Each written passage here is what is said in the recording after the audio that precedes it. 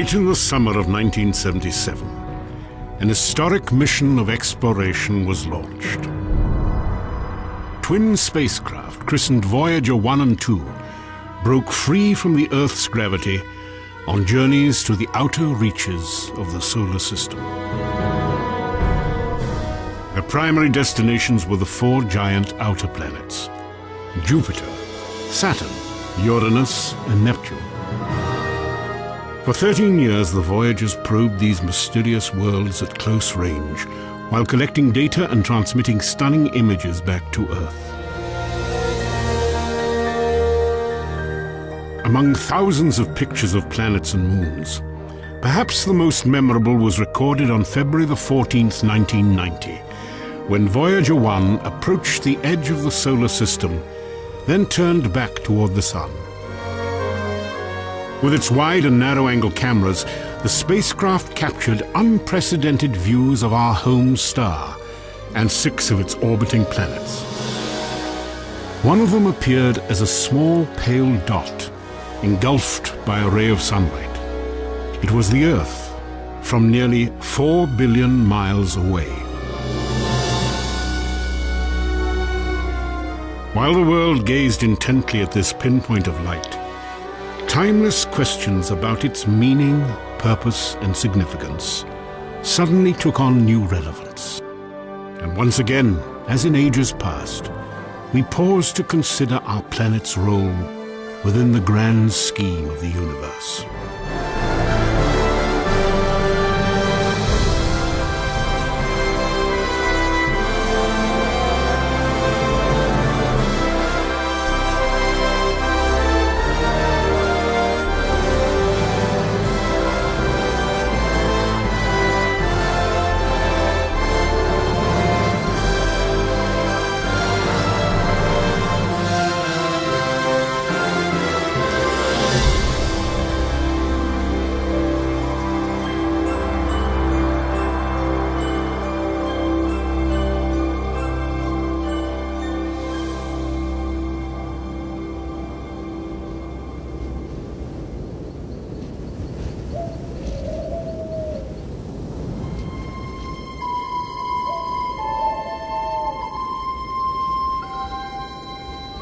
The mystery of the Earth's significance in the universe has challenged philosophy and science for more than 2,000 years.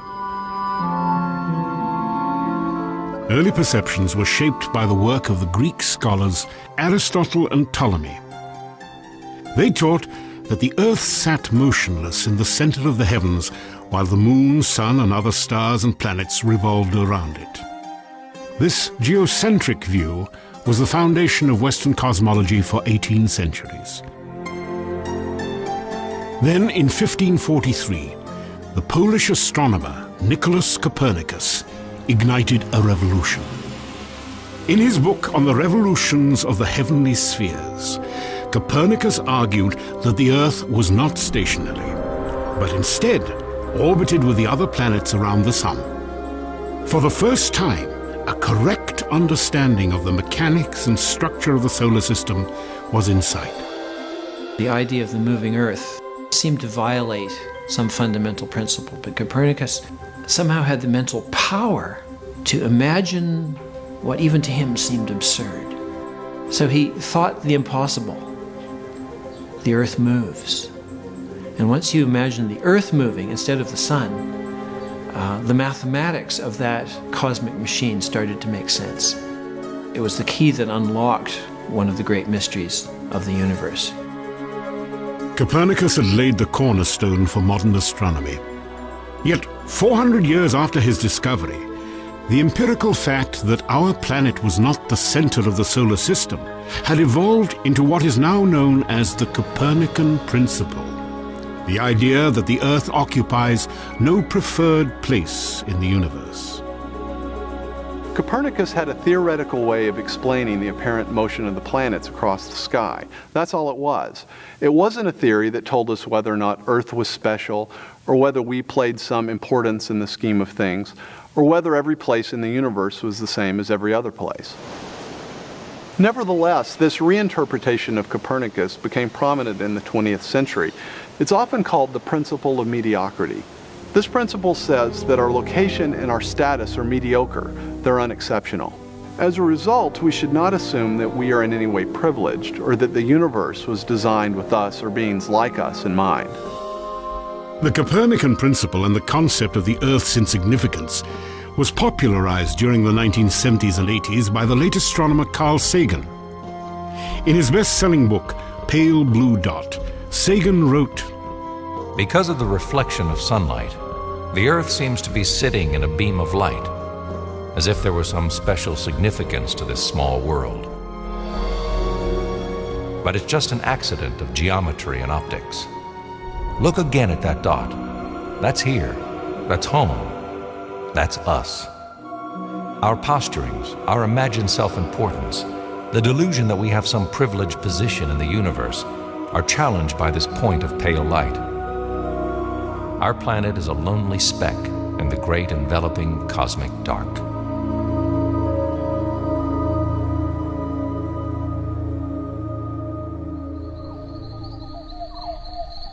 One reason for the widespread acceptance of the Copernican principle can be traced to a discovery made on this mountaintop overlooking Los Angeles. Between 1921 and 1926, the astronomer Edwin Hubble used this telescope to make some of the most important discoveries in the history of science. Through the window of the Mount Wilson Observatory, Hubble unveiled the true magnitude of the universe. At the time that Hubble was doing his work, many astronomers believed that the galaxy, our galaxy, marked the edge of the universe, and there was nothing beyond it. Edwin Hubble altered this perception of the universe when he used the most powerful telescope of his day to photograph indistinct objects in space. Long thought to be nearby clouds of gas and dust, Hubble determined that these patches of light were actually individual galaxies, many as large or larger than our own Milky Way. The implication in what he found was that the universe consists of, indeed, billions of galaxies, each with many billions of stars and planets. And it was a universe with a wealth of numbers and variety that transcended the imagination of both layman and astronomer. He, in effect, enlarged the boundaries of the universe. Edwin Hubble revealed that the Milky Way galaxy, encompassing more than 100 billion stars, including our sun, was a mere pinpoint of light in the universe. When Hubble found that there were many galaxies, we saw that our galaxy was nothing distinguished at all, just one ordinary galaxy among billions. And that's the ultimate extension of the Copernican principle. More than 80 years have passed since Edwin Hubble's discovery. Yet today its profound implications still evoke a fundamental question. Does contemporary scientific knowledge actually confirm the Copernican principle's primary claim, that the Earth and the life it sustains exist without purpose or significance in the universe?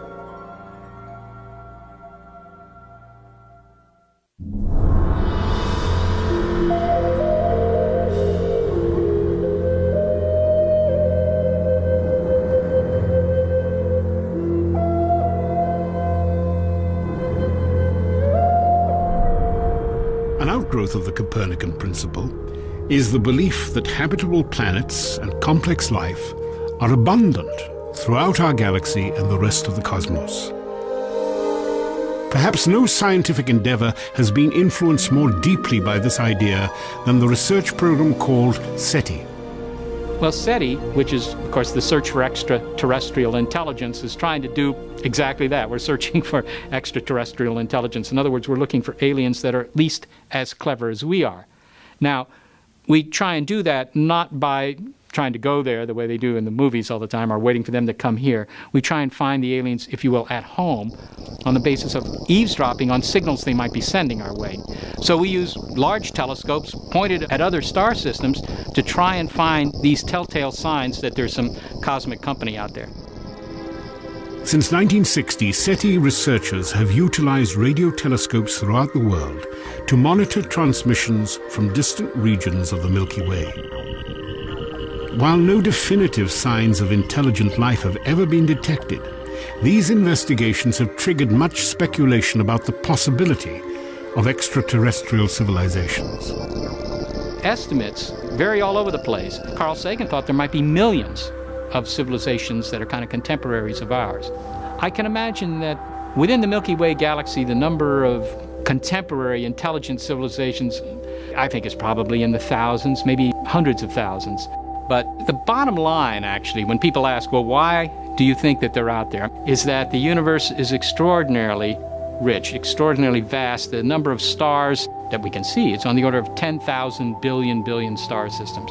So unless there's something very, very special, miraculous, if you will, about our solar system, about our planet Earth, unless there's something extraordinarily unusual about it, then what happened here must have happened many times in the history of the universe.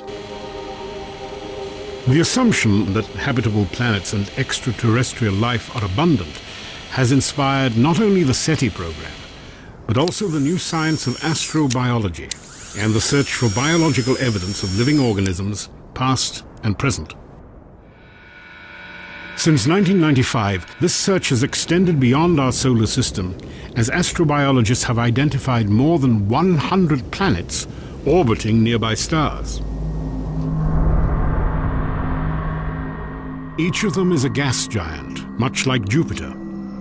While few scientists believe that these alien worlds can sustain even simple life, their discoveries represent important steps toward answering a question that will shape astronomy in the 21st century.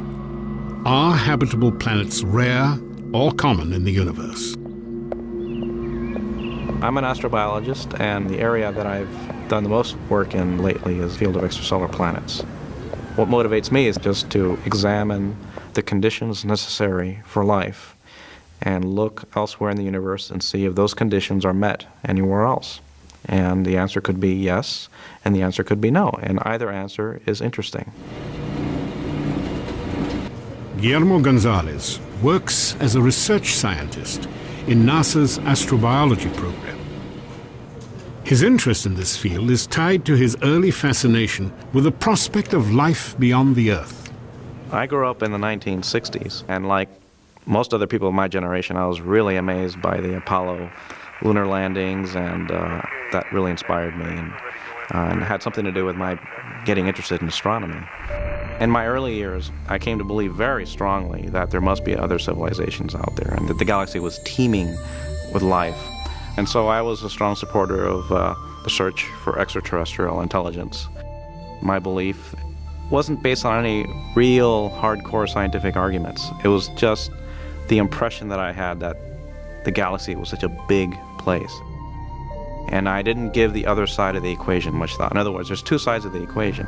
There's the number of stars, the number of trials, if you will. But the other side is the factors. It takes a lot of factors to have a habitable planet and a planetary system.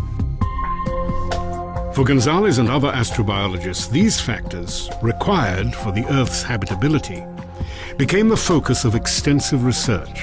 We've demonstrated in dozens of different ways the laws of physics and chemistry that pertain in a laboratory anywhere on Earth apply anywhere in the solar system, apply anywhere in the galaxy, and in many cases out to the most distant galaxies that we can see. There are indeed unchanging physical laws in the universe that apply to the entirety of the universe, that they're not localized to one place. This consistency in the laws of physics and chemistry has led many researchers to conclude that the factors necessary for complex life on Earth are also the best parameters in the search for habitable planets elsewhere in the universe. Most serious discussions about these factors begin with the same prerequisite: liquid water. All the searches that are being done for life elsewhere, their starting position is a terrestrial-class planet with water. It is now widely recognized that the chemical properties of water are exquisitely suited for carbon-based life. These properties include water's ability to dissolve and transport the chemical nutrients vital to all living organisms, and its unmatched capacity to absorb heat from the sun, a process critical for regulating the Earth's surface temperature.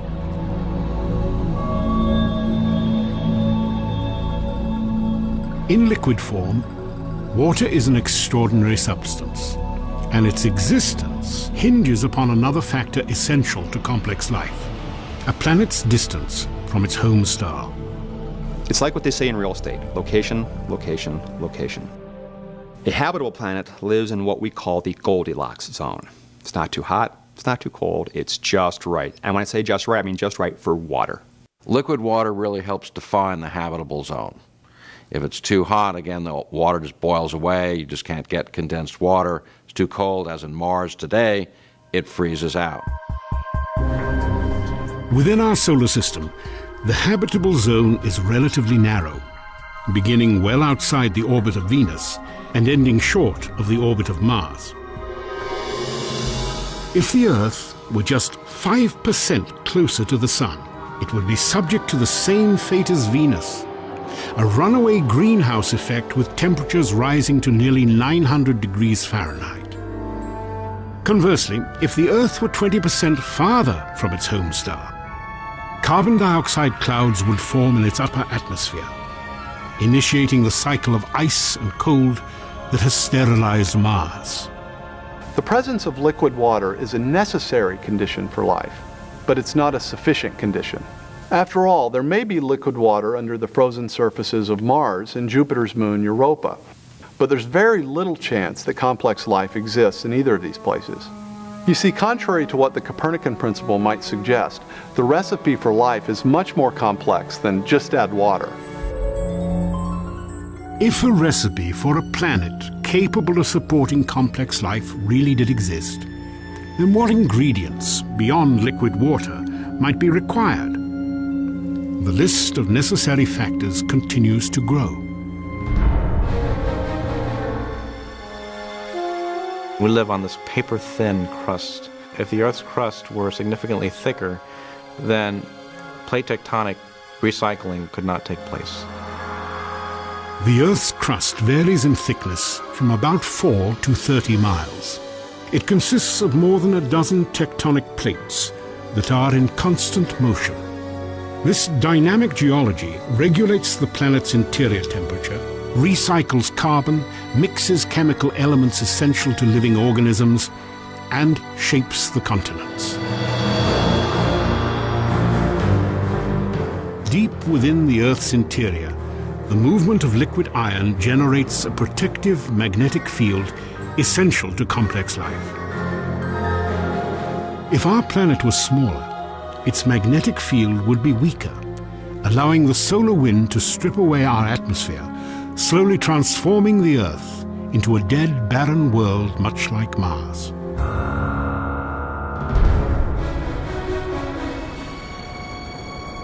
We need an oxygen atmosphere, and the oxygen-nitrogen atmosphere that the Earth has is necessary for complex life. As seen from space, the Earth's atmosphere glows as a thin blue ribbon of light. Measuring less than 1% of the planet's diameter, it is composed of a mixture of nitrogen, oxygen, and carbon dioxide. As a result, our atmosphere ensures a temperate climate, protection from the sun's radiation, and the correct combination of gases necessary for liquid water and complex life.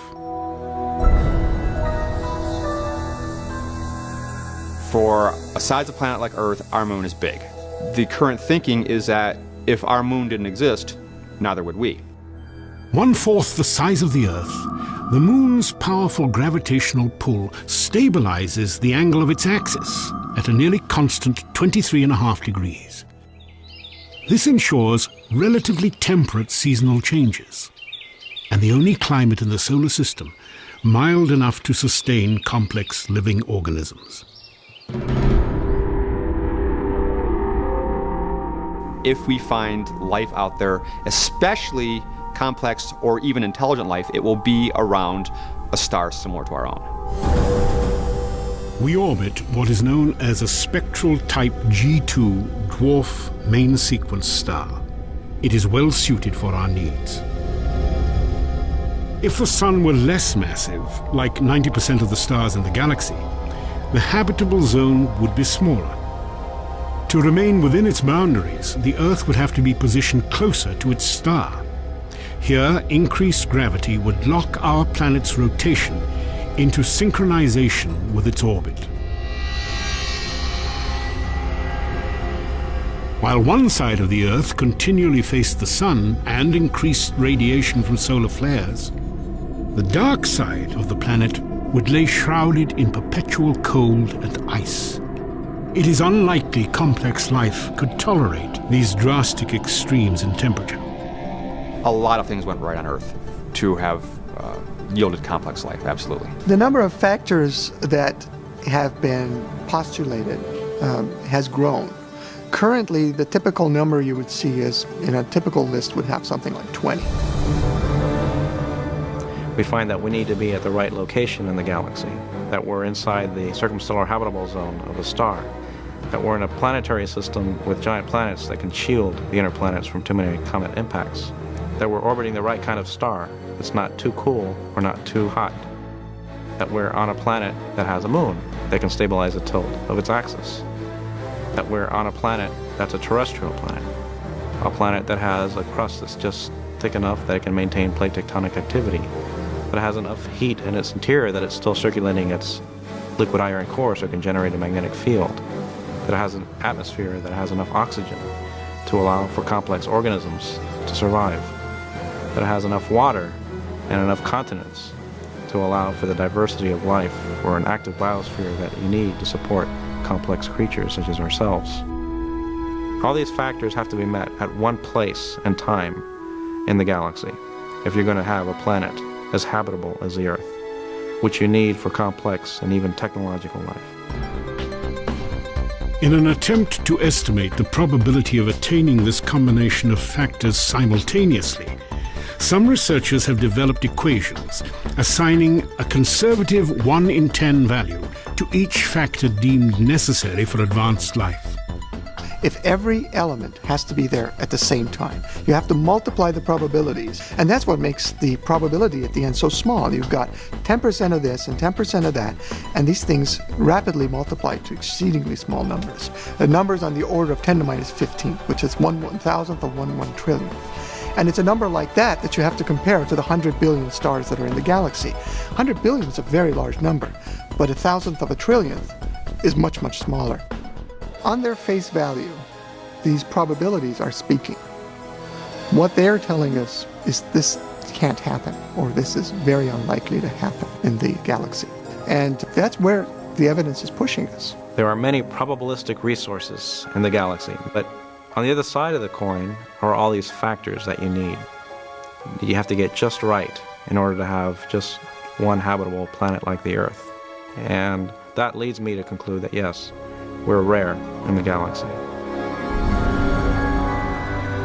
While a growing body of scientific evidence may support this hypothesis, does the possibility that our planet is rare within the galaxy imply anything about its significance? Recently, astronomer Donald Brownlee considered this question in the best-selling book Rare Earth: Why Complex Life is Uncommon in the Universe. There's a general feeling that nature wants to make Earth-like planets, and that naturally that life will evolve on them and naturally evolve to something like us. And yet the conditions, the environmental conditions on the planet that would allow more complex creatures similar to people or plants and animals is very rare. And so we wrote the book Rare Earth to point out that the Earth is actually a rather special place. Brownlee contends that while relatively simple microbial life may thrive on planets throughout the universe, planets capable of sustaining complex life are exceedingly uncommon. Well, the entire universe is highly hostile to life. If you compare all the known places in the universe, none of them compare to Earth. We live in a very special environment that provides what we need, provides air, provides food, stable conditions, so that the Earth is almost like a giant organism where its systems are interacting in a way that allows animals to survive. The real question is, why did this happen? Was it just a matter of luck or not? If you look at thousands of planets, only a small fraction of them, very small fraction, will be truly Earth-like.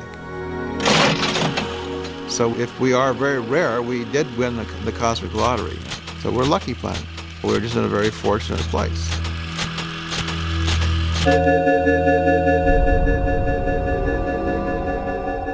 When you consider chance as an explanation for a planet like Earth, you have to look at it in the context of the universe as a whole. While the odds appear astonishingly small that you'd get all the right ingredients to support complex life at this one place in the galaxy, you have to keep in mind that our galaxy is just one of perhaps 100 billion galaxies in the observable universe. Still, logically, I think you have to ask yourself, what if this convergence of factors didn't come about as the result of simply a cosmic lottery or a mere fluke or luck, but what if it's the result of some larger underlying purpose or design? And if the Earth does exist for a purpose, is there any way that we could tell? On October the 24th, 1995, a rare natural phenomenon unexpectedly triggered a unique search for an answer.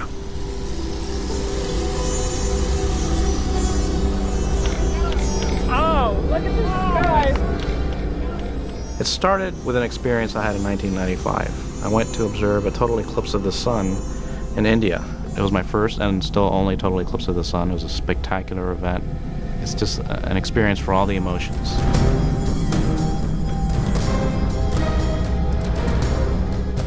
Either astronomers who can understand the whole phenomenon can predict it to within a second of time anywhere on the Earth, or a local native are equally in awe and reacting in the same way to this incredible phenomenon.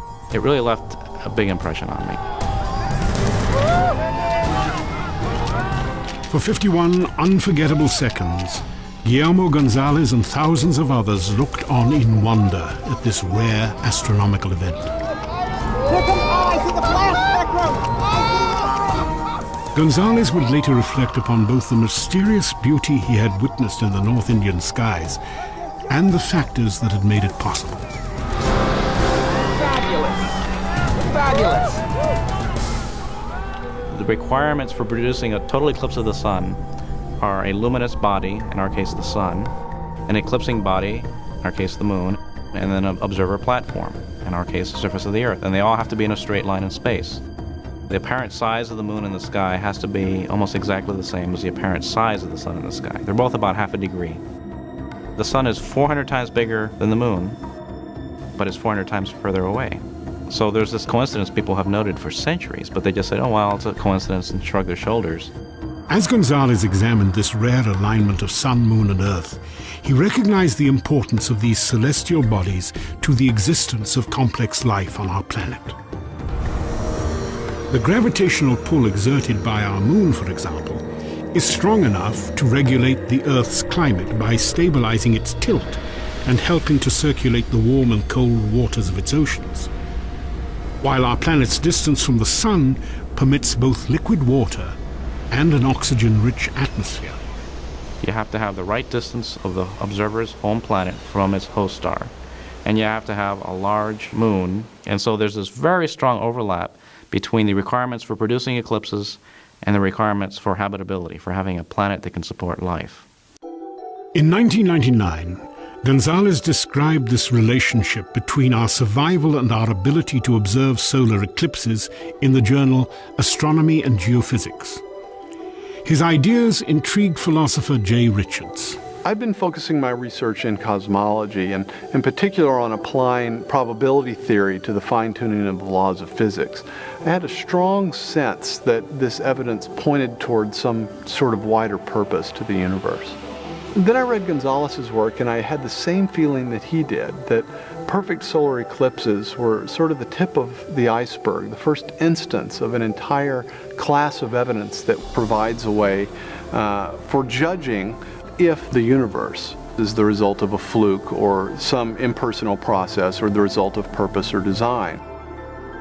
In the summer of 1999, Gonzalez and Richards initiated a program of joint research. They began their study by considering a characteristic of solar eclipses little known outside the scientific community. These striking events are not only compelling to observe, they also open a portal onto the physics and chemistry of the entire universe. Really, you can think of eclipses as a giant natural experiment set up that allows us to observe a part of the sun that's critical towards understanding how its light is produced in its atmosphere. The fact that the Earth is going around the sun and the moon is around the Earth, and the sizes and the distances between the Earth and the moon and the sun are just so to give you a perfect solar eclipse is a wondrous thing, because it allows us to measure the constituents of the upper layers of the sun's atmosphere. During a solar eclipse, the moon fits so perfectly over the sun that it shields its blinding light, providing astronomers with a view of the star's atmosphere otherwise impossible to experience. At the moment of totality, the pinkish arc of the chromosphere, the atmosphere's innermost layer, becomes visible, and with it a rainbow-like band called the flash spectrum appears when the sun is viewed through a prism. The eclipse of 1870 led to an understanding of the structure of the sun's chromosphere and the discovery of helium, the second most abundant element in the universe. The spectrum is probably the single greatest source of information about a star. And it was during a couple of historic eclipses in the 19th century that astronomers figure out how the spectrum of the sun is produced. And they only were able to figure it out because of the particular circumstances during a total eclipse. These circumstances are both precise and crucial. If our moon was slightly larger, it would partially block our view of the chromosphere and diminish its spectral light. A smaller moon would allow too much light from the sun, destroying our view of the solar atmosphere and the flash spectrum. And so you have to have a nearly perfect match between the sun and the moon, so you don't hide the chromosphere. And that insight afforded by eclipses in the 19th century is what finally permitted astronomers to figure out how the spectra of distant stars are produced. Really, that opened up stellar astrophysics and allowed us to understand how other stars work, because distant stars, after all, are other suns.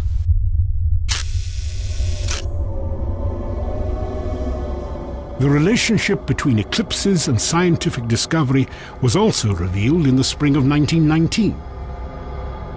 On May the 29th, research teams headed by British astronomer Arthur Eddington photographed the Sun and adjacent stars in the Hyades star cluster during the darkness of totality. Later analysis of the pictures verified that the Sun's gravity bent light from distant stars traveling toward the Earth at the angle Albert Einstein had predicted. Einstein's theory of relativity, an idea that revolutionized our understanding of the universe, had been confirmed during a total solar eclipse. And that experiment was only possible because the stars become visible during a total eclipse. They're very important in the history of science. And the best place in the entire solar system to view solar eclipses is from the surface of the Earth. I've actually calculated the circumstances for eclipses from all the other planets and all the other moons, about 65 of them, the major moons. And it's an amazing coincidence. The one place that has observers is the one place that has the best eclipses. Within the gossamer light of a solar eclipse, Gonzalez and Richards recognized a fascinating connection between the factors necessary for complex life and scientific observation. But was this merely an isolated fluke of nature, or a glimpse at a principle and a purpose fundamental to the universe as a whole?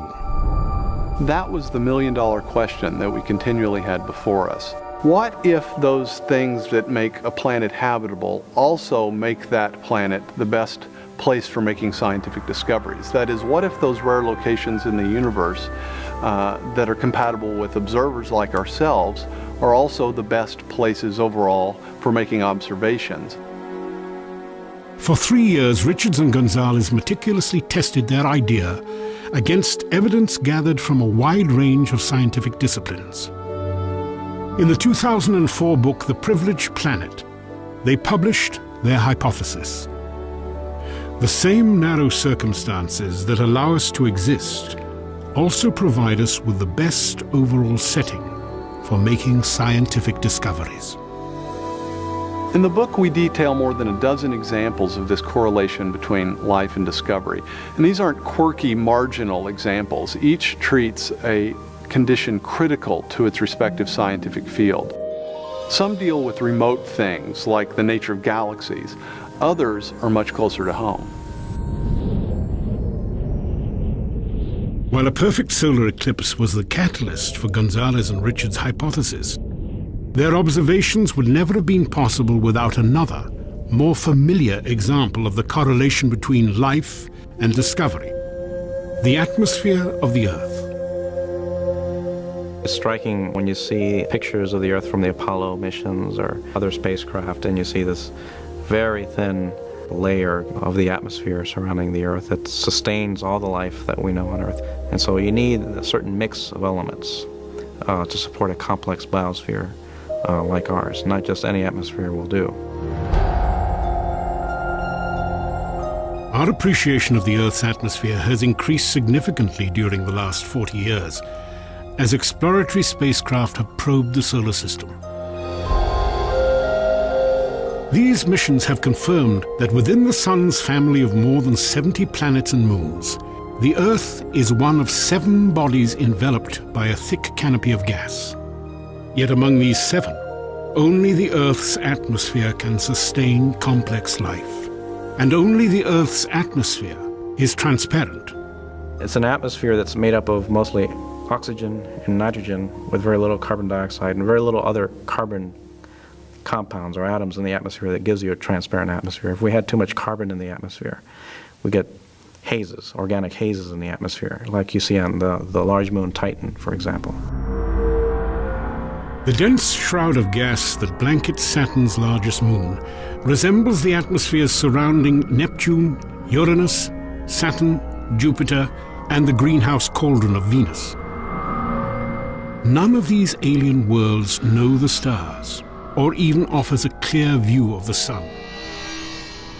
Now, of course, if you were suddenly transported to Titan or Venus or to one of the outlying gas giant planets, the lack of a clear view of the universe wouldn't be much of an issue because you'd be dead.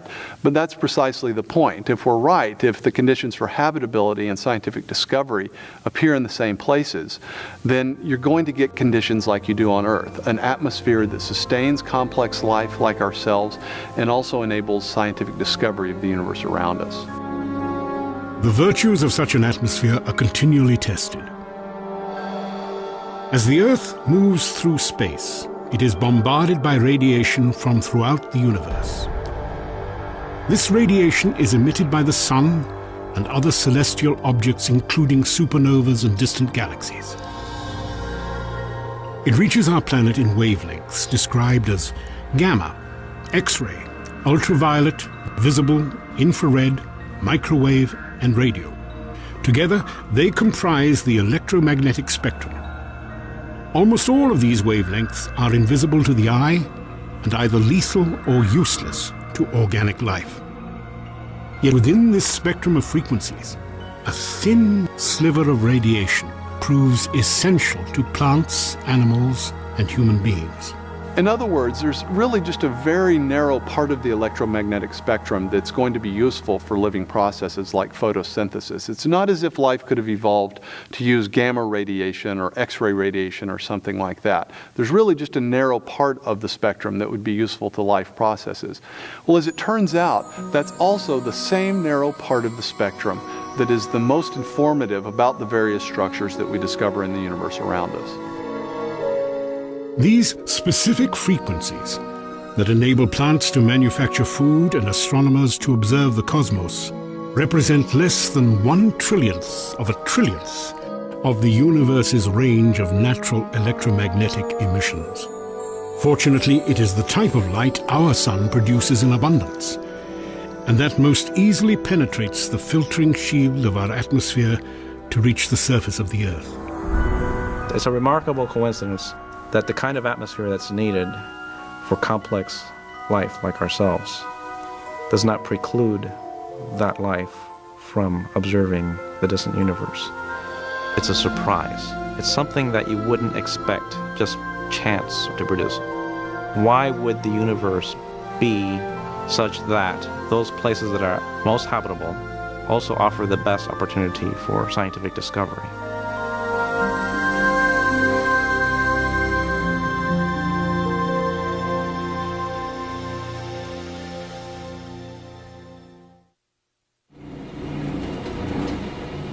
In 1997, Guillermo Gonzalez began a study of the Earth's specific location within the Milky Way galaxy.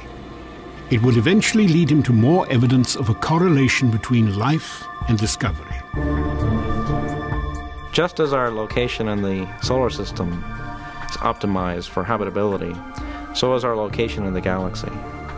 We inhabit a spiral galaxy, which means it's highly flattened. It has a spherical bulge in the center, and it has spiral arms. And we live about halfway between the center of the galaxy and the edge. Working closely with astrobiologists Peter Ward and Donald Brownlee, Gonzalez compared our position in the Milky Way to other regions within an often hostile galaxy.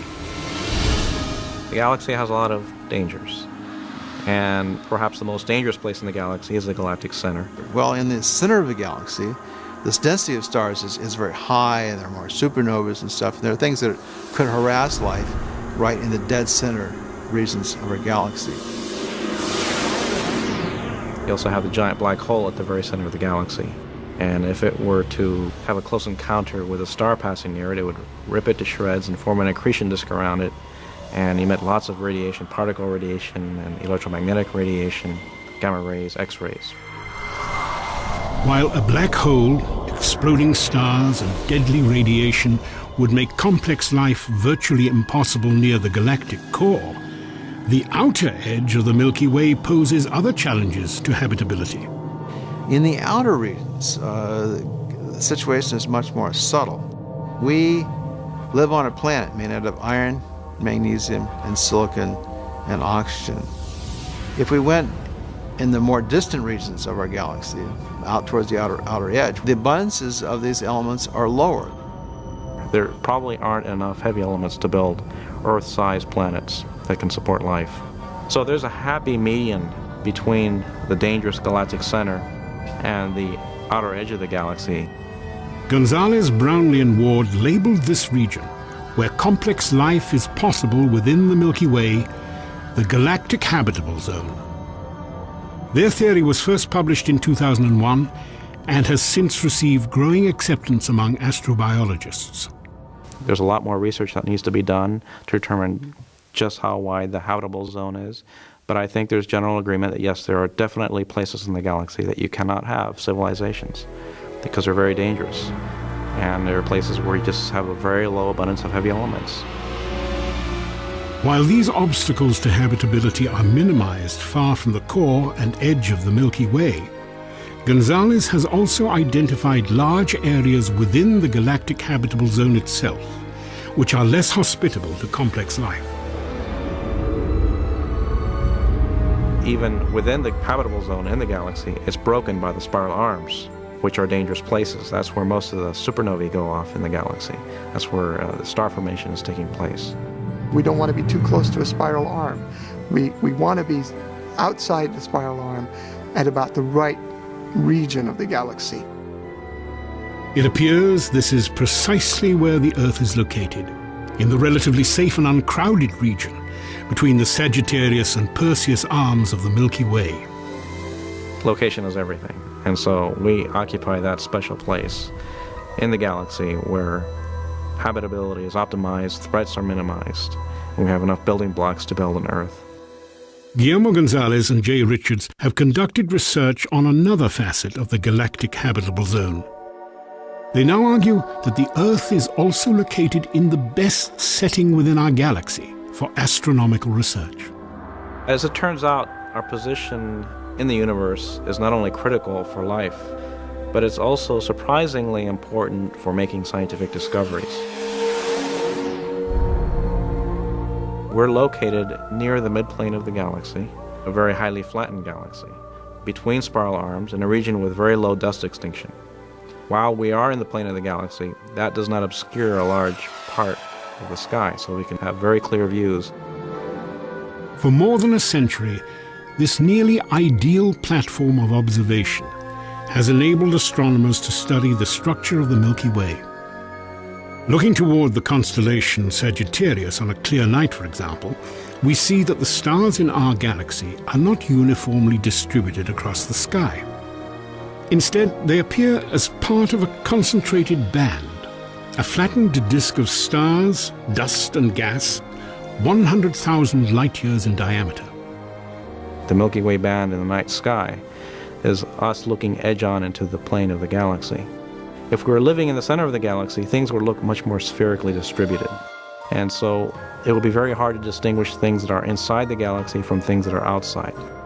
And it's also very dusty, much dustier towards the galactic center than it is in our region. And so the views of the distant universe will be much more difficult to obtain, to be much more compromised. Similar problems would exist for astronomers working on a planet located within any of the galaxy's spiral arms. Here, denser concentrations of dust clouds and gas illuminated by stars would make it difficult to determine the shape of the Milky Way, or to distinguish the stars in our galaxy from the rest of the universe. On the surface of the Earth, we're really in the optimum position for seeing both the nearby structure of the Milky Way galaxy as well as seeing the distant cosmos as a whole. So once again we see that the best location for habitability and for producing a habitable planet is also the best overall position for scientific discovery, in this case at the galactic scale.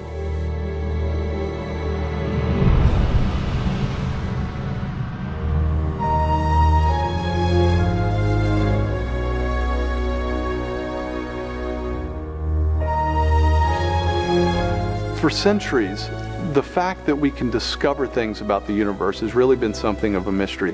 Why would beings like ourselves be able to discover a universe like this? Why is what we think about the universe, why would it correspond to the way things really are? Our ability to discern and understand the universe is a fundamental part of what makes the universe tick, so that we're linked into it. This isn't just a sort of an accident, a trivial little byproduct. It is something that is linked to the great cosmic scheme of things. Now, I've no idea how that linkage works, why it's there, or anything of that sort, but I'm very, very struck by the fact that we can understand the universe in such exquisite detail and at such a deep level. The spectacular progress of modern astronomy and physics is the product of a universe accessible to the human eye and mind. It is a universe governed by laws and forces that literally hold our planet Earth and the entire cosmos together, and are finely calibrated to allow for both complex life and scientific discovery. If you didn't have something like gravity that pulled matter together, you would never get planets, you wouldn't get stars, you wouldn't get any complex organisms. If you didn't have the strong nuclear force, there would be nothing to hold protons and neutrons together in the nucleus. And so you wouldn't have any atoms, so no chemistry. If you didn't have the electromagnetic force, you would have no bonding between chemicals. You would have no light, and the list goes on. So you need all these sorts of fundamental principles have to be in place in order for life to occur. Wipe out one of those principles, wipe out one of those laws, no life. During the past 40 years, scientists have determined the relative strengths of each of these primary laws and forces. These strengths are so critically balanced, they are often described as being finely tuned. If you're to take the basic fundamental constants of nature and you were to change these even slightly, or you were to pick their values at random, you would almost never get a universe that would be habitable in any sort of way. That is, you couldn't have galaxies, you couldn't have planets, you couldn't have complex biological organisms if these fundamental constants were even slightly different, slightly stronger, slightly weaker than they actually are in this universe. That's the idea of fine-tuning. To better appreciate this concept, imagine a machine able to control the strengths of each of the physical constants. If you changed, even slightly from its current setting, the strength of any one of these fundamental forces, such as gravity, the impact on complex life would be catastrophic. If you increased it by a little bit, no large-scale life forms could exist. Anything that was more than the size of a pea would be completely crushed.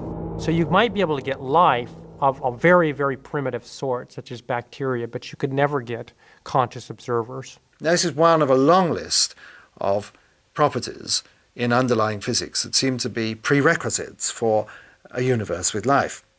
For example, the strengths of the other forces are all important, the masses of the various subatomic particles. If all of these things were even a little bit different, then life, certainly life as we know it, could not exist. These forces and constants are another example of the correlation between life and discovery. For not only are they finely tuned for our existence, they can also be understood. It's remarkable how well the laws work. And not only that, it's remarkable how simple they are.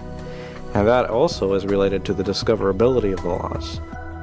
Albert Einstein wrote, "I have deep faith that the principles of the universe will be both beautiful and simple." For nearly 400 years, scientists have discovered an elegant simplicity in the mathematical equations that express and unlock the laws of the cosmos. It's been said that many of the most important theories in theoretical physics can be written on a single sheet of paper. And this, I think, ought to be considered surprising, that such a simple formula or equation could have such far-reaching applications to a very complicated and very large universe. What you have is a universe that is not only finely tuned for life to occur, but also has a beautiful, elegant mathematical structure, and a structure such that we can discover that structure. Most scientists just take it for granted that the world is both ordered and intelligible. And the intelligible part I find really quite extraordinary, because it's one thing to accept that the universe is ordered, but ordered in a way that human beings are capable of understanding is an extraordinary thing. And so the question naturally arises, what is the explanation for that? Many who have pondered this mystery of an intelligible universe argue that it cannot be easily explained away. From naturalistic assumptions, you would not expect the universe to be understandable by human reason. After all, within the standard naturalistic story, human reason was developed to be able to hunt prey, get around in the everyday world, attract mates. We have certain skills, for example, we can jump streams and catch falling apples and so on, which are necessary to getting by in the world. But why is it that we also have the ability to discern, for example, what's going on inside atoms or inside black holes? These are completely outside the domain of everyday experience, totally surplus to requirements, not at all necessary for good Darwinian survival. Discoverability of the universe is something we didn't need for our existence. It's something additional to it. It seems then that whatever the source of the universe is, it intended that it contain observers who can discover. You put observers in the best places for observing. That is, if you're going to do things intelligently, that's what you do. The nature of our planet, the nature of its atmosphere, the location in the solar system, the type of solar system it's in, even the type of star that we're around and the location within the galaxy are optimal for making a wide range of scientific discoveries. It turns out that those are also all the most important conditions for a habitable planet, that is, for a planet that's conducive to beings like us and without which we could not survive. I think that's just the sort of pattern that ought to suggest to people conspiracy rather than mere coincidence. There's something about the universe that can't be simply explained just by the impersonal forces of nature and atoms colliding with atoms. And so you have to reach for something beyond the universe to try to account for it. Such an approach lies at the foundation of modern science. In his search for a more elegant description of the solar system, Nicholas Copernicus was motivated by his desire to comprehend what he called the mechanism of the universe, wrought for us by a supremely good and orderly creator. The system, the best and most orderly artist of all, framed for our sake. And so he imagined this analogy of a workman, a craftsman, making something that worked well and was beautiful. And that analogy, it wasn't one of his conclusions, that analogy was one of his assumptions. The founders of modern science, like Copernicus and Kepler and Galileo and Newton himself, believed that the universe was the product of a mind, that it was intelligible to beings like ourselves because the universe itself was the product of an intelligent being. They were driven by this notion that this was essentially a theological quest. They were uncovering God's handiwork in the way the world worked. I mean, what a thought, that we can glimpse the mind of God. We can actually figure out how God put the universe together. There's a hidden subtext in nature which can be exposed through this procedure we call science.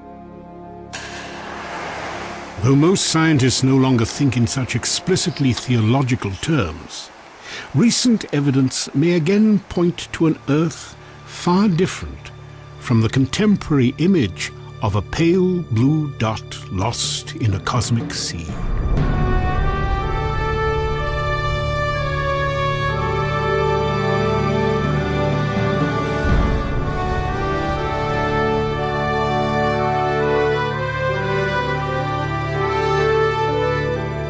We've often been told, especially in the 20th century, that the universe does not have us in mind. That is, that we exist in a very large universe and that the universe was not designed for beings like us.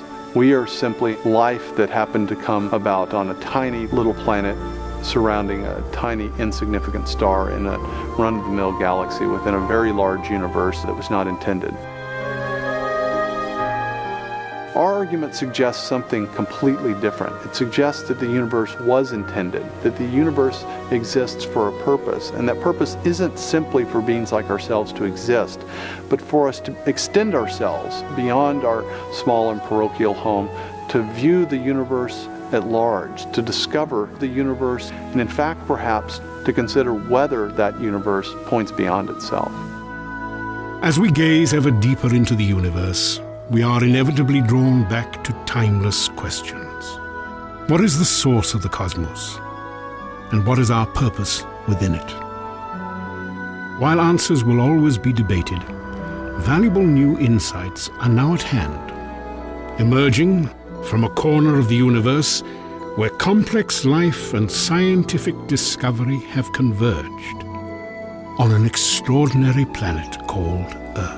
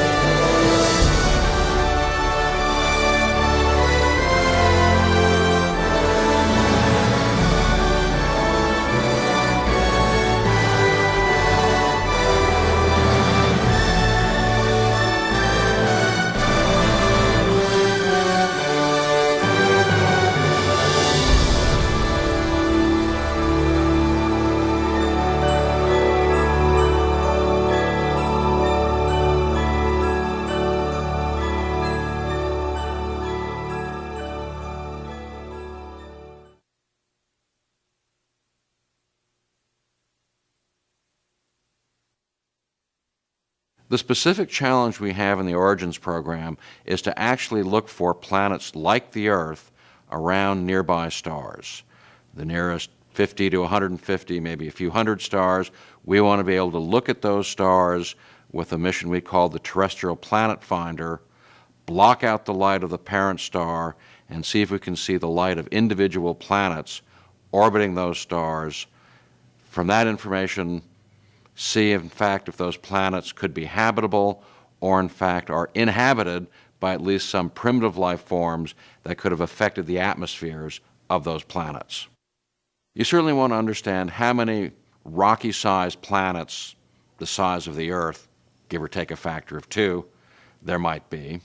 So that's number one. Of those, how many have atmospheres at all? And our expectation is above a certain size, most rocky bodies will be able to retain an atmosphere because we know there's a lot of volatile material, water and all the things that accompany that are available. So we ought to expect to see atmospheres, but that's the next thing we want to look at. Then finally, what is the composition of such an atmosphere? Does it show water vapor? Does it show carbon dioxide? Do we see either oxygen or ozone, which are really signposts of non-equilibrium chemistry that's probably driven by some kind of photosynthesis? If we find an Earth-sized planet in roughly what we call the habitable zone, you can call it the Goldilocks zone. It's not too hot, it's not too close to its parent star, it's not too cold, it's not too far away from its parent star, and that region is roughly bounded by the orbit of Venus or the orbit of Mars in our own solar system.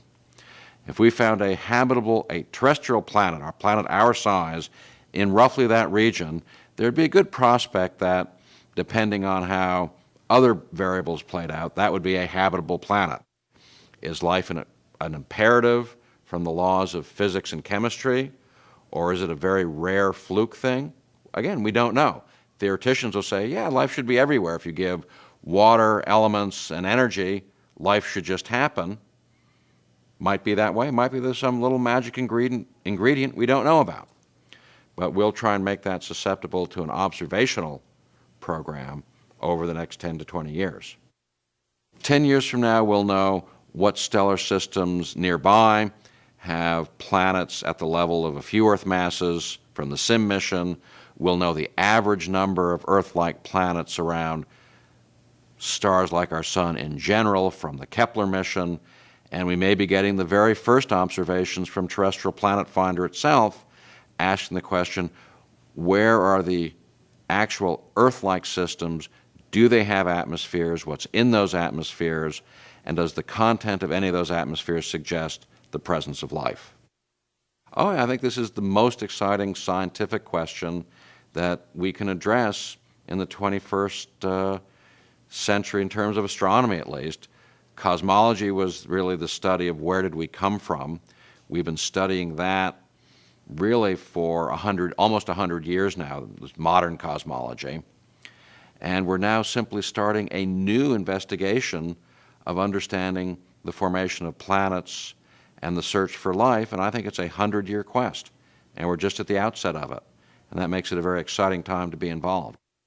I think what is very much driving people's interest is this whole question is, are we the only place in which a creation of life and intelligence and self-awareness has ever taken place? And we will find out if it's happened only once or another time only 3 light years away, or whether the closest other life is on the other side of the galaxy or wherever. I think there's a British biologist, I believe it was Haldane, who said, either we're alone or we're not. Either way, the implications are staggering.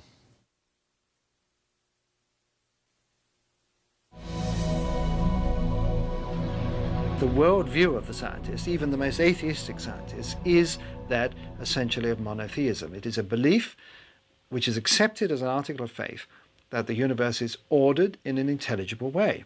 Now, you couldn't be a scientist if you didn't believe these two things. If you didn't think there was an underlying order in nature, you wouldn't bother to do it because there's nothing to be found.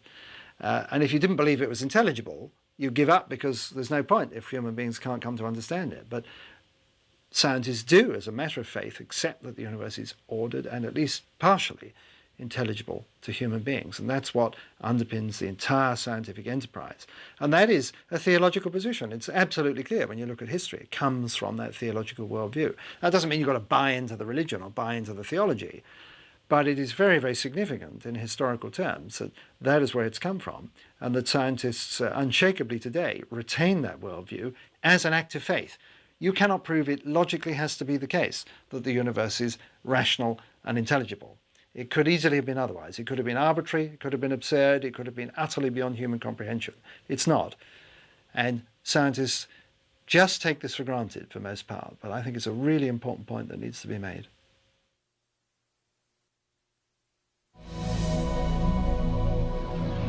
The great Copernican cliché, and you'll find this in many high school science texts, you'll find it in Stephen Hawking, you'll find it everywhere, is that Copernicus dethroned humankind. He dethroned Earth from its special place at the center of the universe.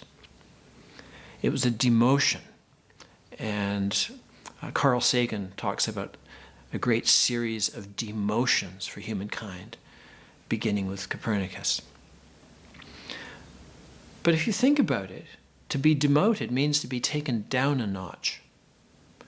The pre-Copernican Earth couldn't be taken down a notch. It was already at the very center, at the low point of the universe. It was a kind of cosmic sump. The philosopher Pico said, "We live in the filthy and excrementary parts of the lower world." And so to move the Earth from that place to the status of a planet was a promotion, not a demotion. So in fact, the historical record, the textual record of Copernicus and those who were his immediate followers, like Galileo and Kepler, runs counter to the cliché that you read in almost every textbook, that Earth was somehow demoted or dethroned by Copernicus.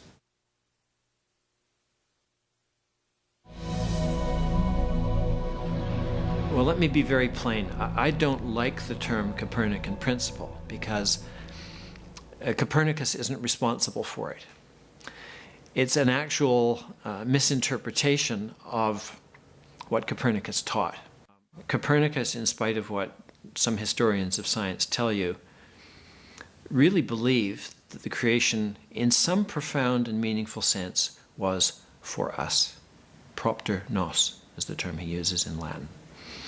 Now, he also believed that God was wise enough and powerful enough that he could serve 3 or 4 or more purposes with any given creation. So to say that the creation was for us never meant for Copernicus that it was merely for us. But we human beings, as far as Copernicus was concerned, were included in that overall plan.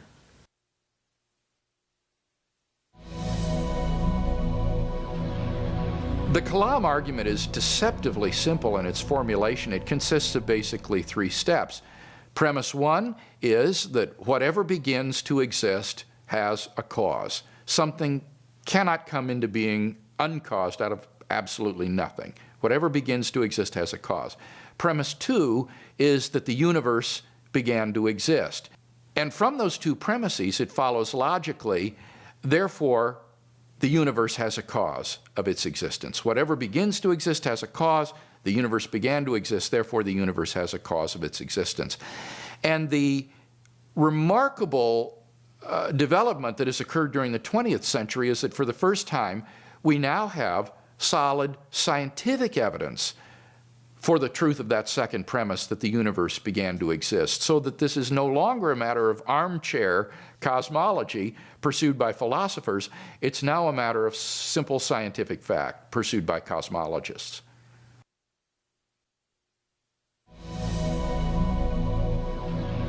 If you reverse the motions, the outward motions of the galaxies, and go backward in time, they come closer and closer together.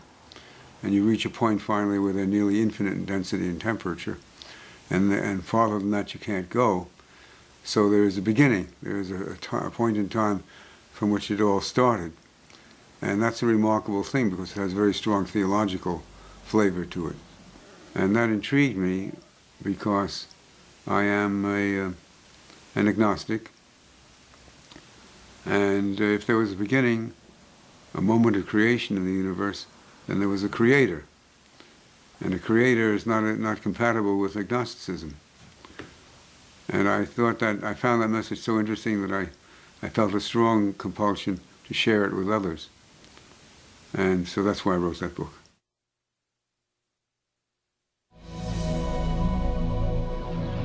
Just as I can't believe that there was a creator, I can't believe that this all happened by chance, which implies there was a creator. So you see, I'm in a completely hopeless bind, and I've stayed there. Again, I find it hard to believe that this is all a matter of atoms and molecules.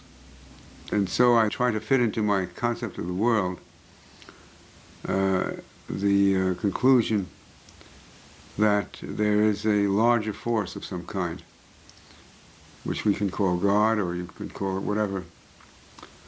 But I can't accept that. I'm what's called a materialist in philosophy. I believe that doesn't mean I like Cadillacs and big cars. My students always used to think that. It means that I believe the world consists entirely of material substances. And when you specify those substances, the atoms and molecules, and the laws by which they interact, you've done it all. There isn't anything more to be said or inserted into your model of the universe. And that's what my science tells me, and I've been a scientist all my life. But I find it unsatisfactory. In fact, it makes me uneasy. I feel I'm missing something, but it will not. I will not find out what I'm missing within my lifetime.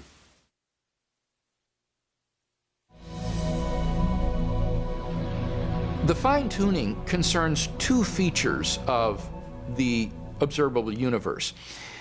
First, as you give the laws of nature mathematical expression, there appear in these equations certain constants, like the gravitational constant. And these constants are independent of the laws of nature. That is to say, the laws of nature, the equations, can be true, even though these constants take a wide range of values, so that the values that these constants have are independent of the laws of nature themselves. The laws of nature do not determine what the values of these constants are. Secondly, in addition to these constants, there are certain arbitrary quantities which seem to just be put in at the creation as initial conditions on which the laws of nature then operate. For example, the amount of entropy in the universe, or the balance of matter over antimatter in the early universe.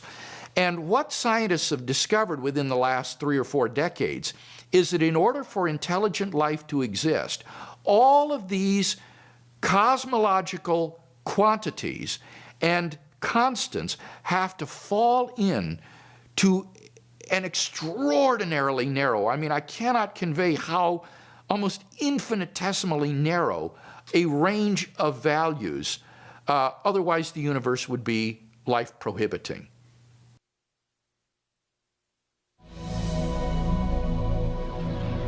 And if you deny the hypothesis of cosmic design, you're basically left with two alternatives. Either that this fine-tuning is the result of physical necessity, that is to say, there's some unknown theory that will explain why these constants and quantities had to have the values they do, or else you've got to say that this just occurred by chance alone. It is the result of sheer accident. Well, that first theory doesn't seem too plausible because there just isn't any theory that would explain why all of these constants and quantities have the values they do. They appear to be just arbitrarily put in at the creation as initial conditions. With respect to the second alternative, chance, again, most theorists recognize that the odds against the universe being life-permitting are just so fantastic that chance simply cannot be faced unless you say that our universe does not represent the only roll of the dice. And so what many theorists have been driven to is multiplying our probabilistic resources by saying maybe our universe isn't the only roll of the dice. Maybe there are out there parallel, unseen, undetectable universes, and that our universe is just one in this cosmic crapshoot in which there is an infinite number of other worlds in which the cosmic constants and quantities vary randomly, and so by chance alone, somewhere in this infinite ensemble of universes, our universe would appear by chance alone, and here we are, the lucky beneficiaries and recipients of this chance hypothesis. So that in order to rescue the chance hypothesis, physicists have been driven beyond physics to metaphysics, to this extraordinary hypothesis of a world's ensemble of an infinite number of randomly ordered worlds in order to explain away this appearance of design.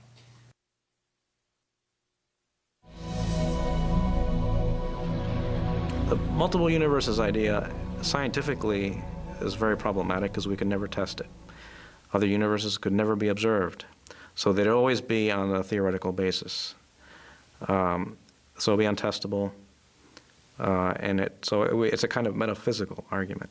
So it's actually a metaphysical response to something that we see in our universe, namely the fine-tuning of the constants of nature.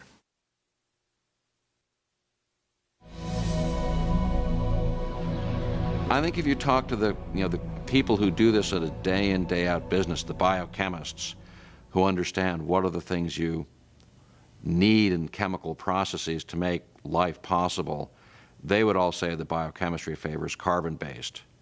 Carbon-based life is really extremely likely to be the chemistry of life elsewhere, simply because the carbon atom has a specific bond structure, the carbon bond, which lends itself to very complicated, intricate structures, rings, long chains, all the things that make up organic chemistry on Earth is not replicated using any other element as a substitute. People talk about silicon life. Very unlikely to happen, unless maybe carbon life built computers and then the computers took over. But in terms of just springing up, the chemistry of carbon is simply unique. And that applies on Alpha Centauri or the most distant quasar. The carbon bond is the carbon bond, and there's no substitute for it in the 92 elements. We know the elements.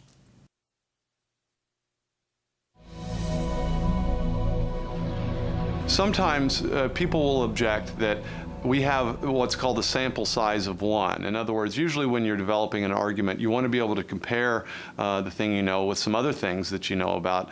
In our case, of course, so far as we know, there's one habitable planet in the universe, at least only one that we know about. So the question would be, how with a single example like this can you make such a wide-ranging claim about the universe as a whole? It's important to understand, first of all, that there are many things we know about what any kind of life is going to need, because the laws of physics and chemistry are universal as far as we can see. It's not like there are different elements in different parts of the universe. No one's looking for other elements to fill in places in the periodic table or something like that. Moreover, any type of chemically based life form is going to need to build information-rich molecules. So there just going to be some basic constraints on any type of life. So in fact, if we're careful, we can actually generalize about any kind of conceivable life in this particular universe, so that it's not simply that we're sort of trapped in this one little corner of the universe, but in fact, we can make these generalizations at least at the biochemical level.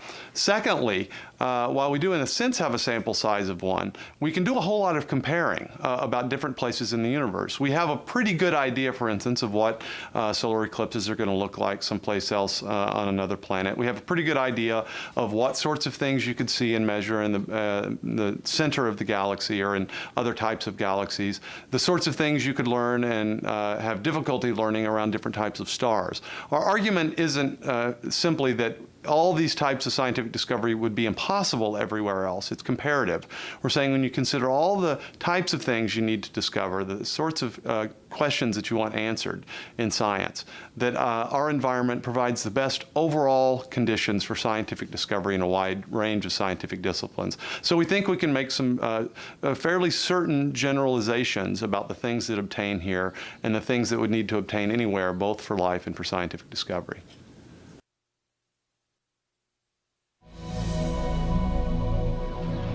We claim that our position in the universe is optimal for making scientific discovery.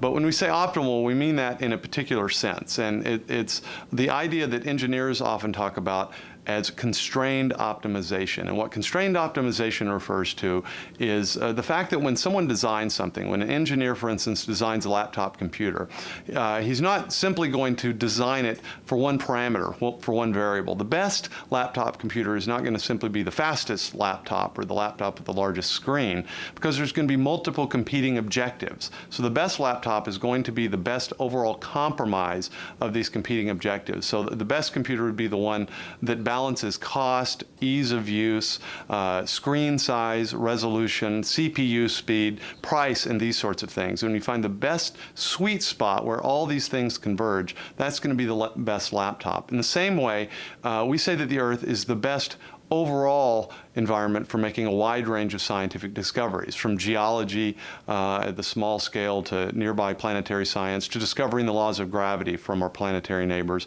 to doing galactic astronomy and nearby stellar astronomy. So when you add up all these different domains of the natural world that you need to discover things about and to be able to probe, and you consider all these things, habitable environments are a sweet spot where all these different competing conditions for scientific discovery are met, and that makes habitable environments the best overall places for scientific discovery in the universe.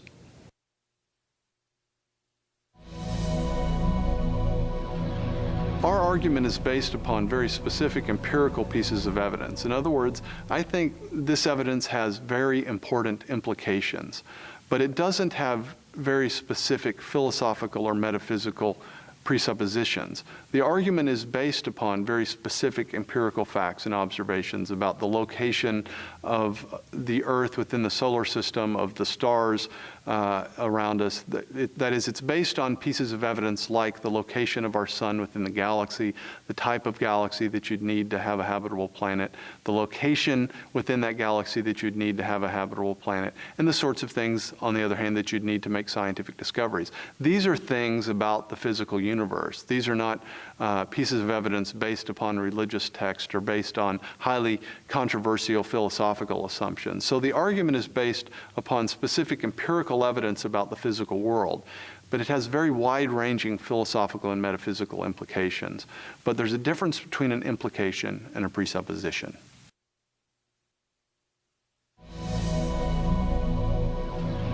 It will be a good test of our proposal if in the coming years, the coming decades, the case becomes stronger or weaker. As we learn more about the requirements for habitability in the universe, about what kind of conditions you need to make various scientific measurements, if our argument is correct, that there really is this correlation between habitability and measurability, then our case will become stronger as our resolution, our knowledge in science increases.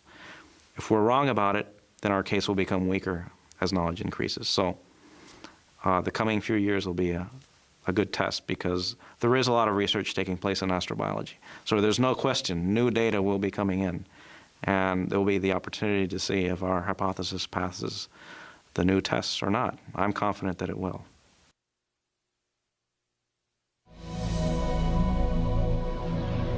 It was scheduled for February 14th, so it was our Valentine's Day observation. By that point in time, Voyager was so far away that when it turned back to look at home, home was just a tiny little dot in the sky.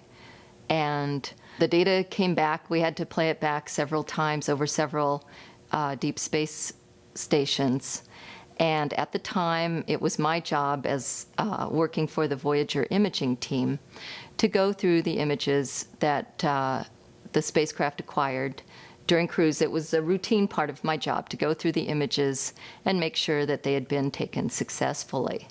So it fell to me then, when the data came back, to be the first person to look at the pictures and to look for these tiny pinpoints of light that we knew should be where the planets are. And so when I got to the 3 that I knew should have the Earth, initially, the first picture I thought, well, where is it? But there was kind of this spot in this ray of scattered light in the optics. And I thought, well, maybe that's it. And then sure enough, it showed up in the other 2 filters. And so then it was certain that it was the Earth. And it was just so wonderful to see, even though I knew it was just scattered light in the optics, to see our Earth sort of bathed in this ray of sunshine just gave me chills down my spine. It really made it seem special.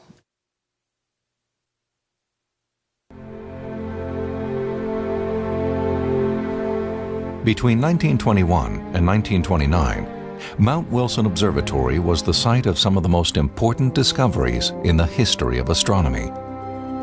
Here, more than a mile above Los Angeles, Edwin Hubble used this telescope to revolutionize scientific understanding of the structure, size, and origin of the universe. Working tirelessly from his wicker chair, Hubble determined that our Milky Way galaxy, thought by many astronomers to constitute the entire universe, was actually just one of countless billions of galaxies in a vast cosmic sea. Hubble also demonstrated that these galaxies were receding from each other, a fact that strongly implied the universe had a definite beginning. For a better perspective of the cosmos Edwin Hubble unveiled, let us embark on an imaginary journey from the top of Mount Wilson to the farthest reaches of the known universe. Traveling at the speed of light, 186,000 miles per second, how long would this journey take? Albert Einstein demonstrated that time would be dramatically altered for anyone traveling at such a speed. But for the sake of simplicity, we'll set aside this effect by measuring time with earthbound clocks. We depart Mount Wilson on January 1st.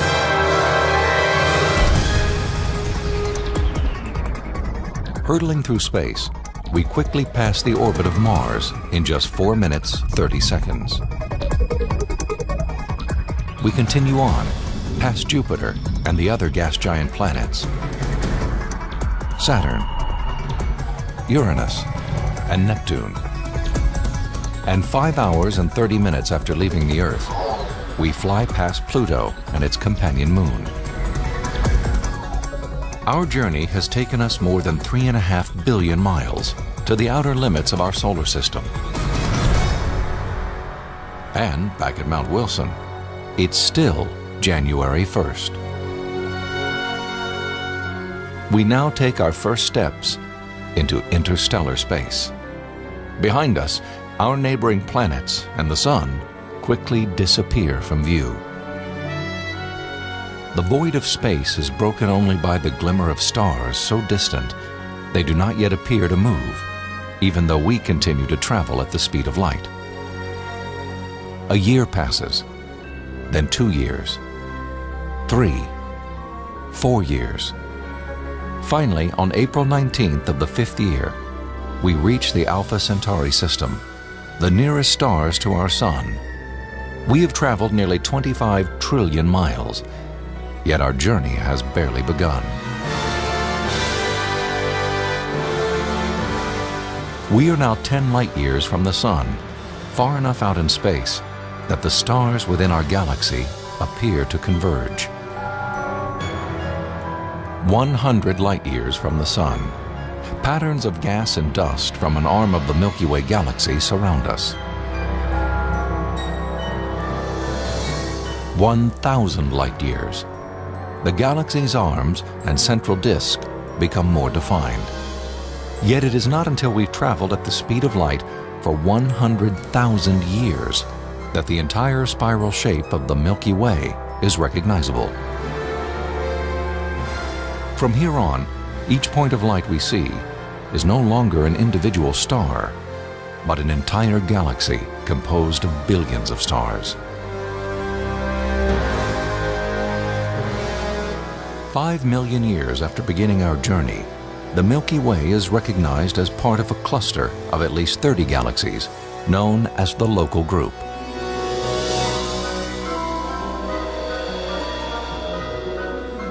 Bound together by gravity, the galaxies that comprise the Local Group span a region of space more than 3 million light-years across.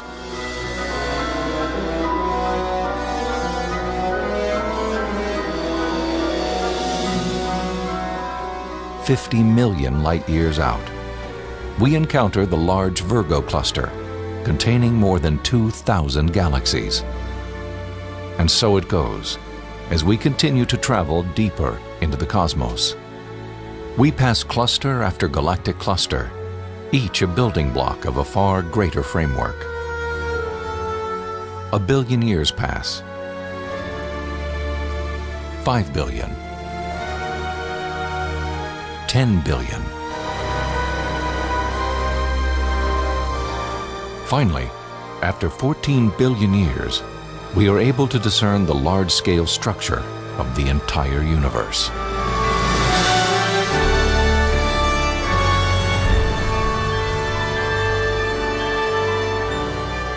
At least 100 billion galaxies stretch in thread-like chains across the cosmos, forming a tapestry of unimaginable dimensions.